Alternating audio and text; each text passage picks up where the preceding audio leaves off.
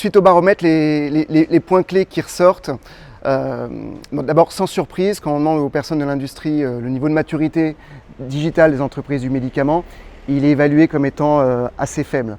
Ce qui est intéressant, c'est de noter que les équipes marketing sont souvent plus sévères que les équipes de direction générale. Et ça s'explique notamment par le fait que les objectifs sont assez peu partagés.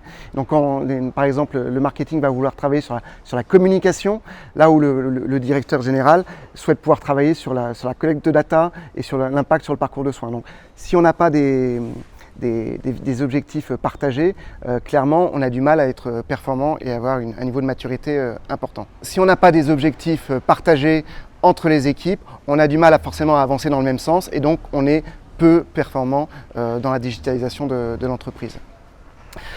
L'autre point, c'est du coup la formalisation et le partage de la stratégie. Le digital, c'est pourquoi faire. Le digital, ce n'est pas une solution, c'est un moyen. Donc, qu'est-ce qu'on veut en faire? On s'aperçoit que cette question, elle n'est pas forcément clairement, on n'a pas forcément répondu très clairement à cette question dans les laboratoires. Et donc, c'est important de pouvoir y répondre. Donc le Pharma Health Tech, c'est une opportunité qui nous est proposée par Tech2Med et Pharmaceutique de partager nos points, d'activer d'abord l'écosystème santé et digital, que ce soit les labos, les startups, les médecins et les institutionnels, de partager nos points de vue, nos expériences, nos bonnes pratiques et d'avancer tous ensemble vers une digitalisation au service des médecins et des patients.